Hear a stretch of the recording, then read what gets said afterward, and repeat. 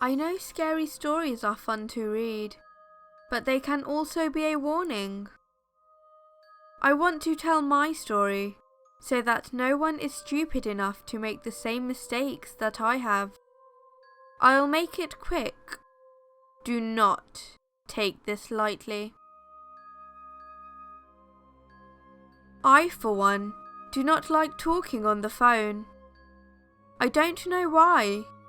I've become more and more antisocial over the years, and I only make an effort to hang out with a select group of people. Even with my best friend Katie, our conversations are almost always through text. It's sad, but it's the reality of the times. Everyone wants what they want fast and with minimal effort. There are a million reasons why our technology addiction is harmful to us as a society, but I'm not talking about any of that right now. I'm talking about a real, immediate danger. When you text, just like when you talk to someone online, you have no way of knowing who is on the other end seeing what you're writing. Yes, it says your friend's name or your mum's name, because that's how you've saved it into your smartphone. But what if that precious device ends up in the hands of a predator? When you speak to someone face to face, or even over the phone, you can hear their voice. You can tell that you are speaking to the person you intended to speak to, and you can hear things like sadness, distress, or joy in the tone of their voice. Through text, you don't know. You just don't know. You may think you know, and that something weird like this won't happen to you, but you're wrong. That's what I thought too. Keep listening, please. A few weeks ago, my boyfriend was out of town visiting his family, so I had the apartment to myself. I was excited to get some alone time, but I also offered my couch to my friend Katie, who was in between apartments at the time and had nowhere to stay. I told her to stay any time, but that she should definitely stay that weekend because it would be just us and she wouldn't have to feel weird staying over when my boyfriend was there. Plus, we could have a girls' night like we used to when we lived together. It was a Friday night, and I was tired from a long day at work, but I told her to come over whenever. She said she would be late out with her friend John, and would probably just stay at his place. I said okay, and went to bed early. I've lived with my boyfriend for about a year now, and I've definitely gotten used to having someone here at night.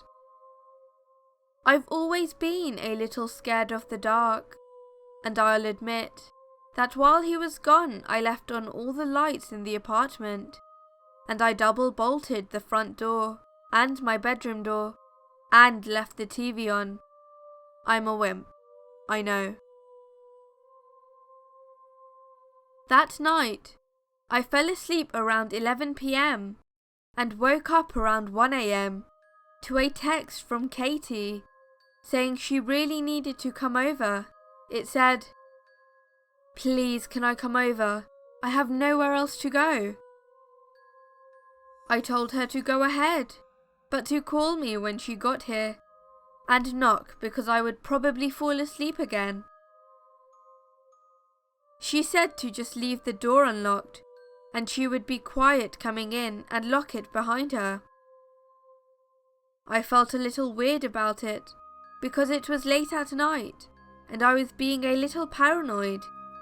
But in the end, I figured it was a safe neighborhood, and I would just lock my bedroom door for a good measure. I told her I would leave it unlocked. Thank you. I'll see you soon. She wrote. No problem. The address is 1422 Mount Vernon, apartment 3 in case you didn't save it from last time, I wrote. Katie had only been over once, and I didn't want her to call me and wake me up again when she realized she couldn't remember which building it was. I fell asleep with my phone in my hand and the lights on, with the bedroom door locked just in case. I woke up the next morning around 7 a.m.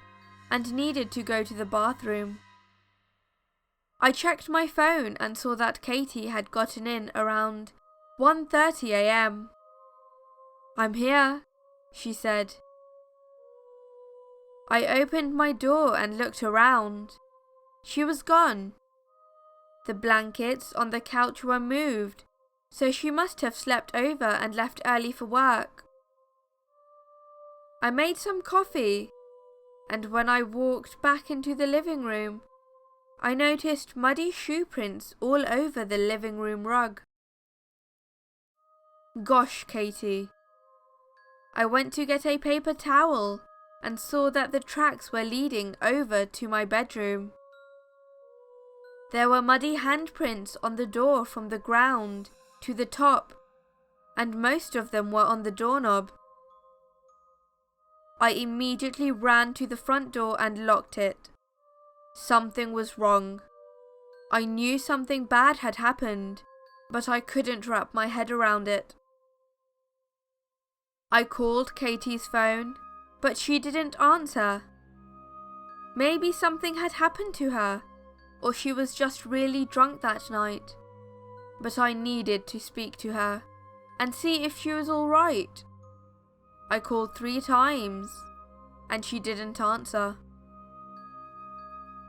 The mud was making my apartment smell bad. It smelled like rotten vegetables. I remember crying then, and I called Katie's mum. I didn't want to worry her, but I just had a terrible feeling. She answered and told me that she was with Katie and she was all right. I was so relieved. But before I could fully take a deep breath, her mum told me that Katie had been mugged when she was out in Hollywood the night before, and that they were both at the hospital. What happened?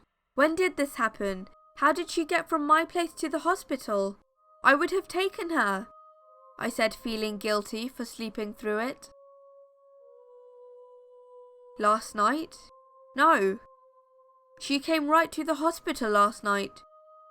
John was with her and said that a man hit her on the head with something when she was leaving the comedy club and tried to drag her to his car.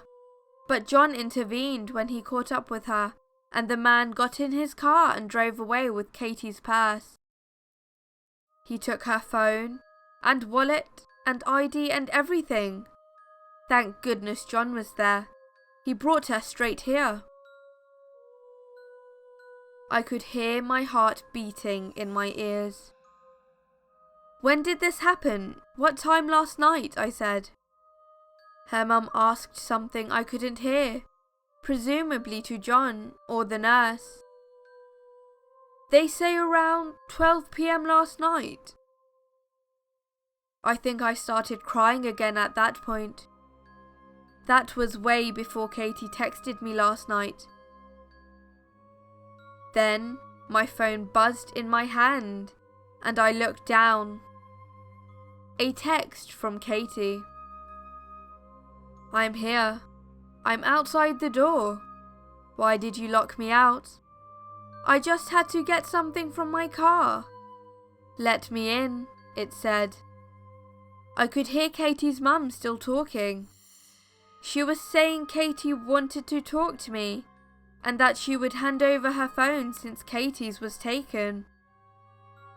I looked at the front door and started backing away into my bedroom. Katie's phone started calling me and texting me to let whoever it was in. I finally screamed. "You're not Katie. You're not Katie." I called the police and locked myself in the bedroom until they got there.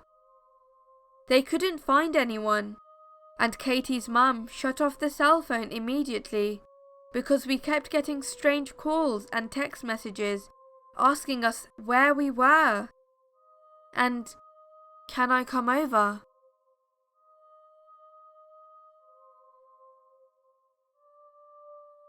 Hello everyone, I hope you enjoyed this creepypasta.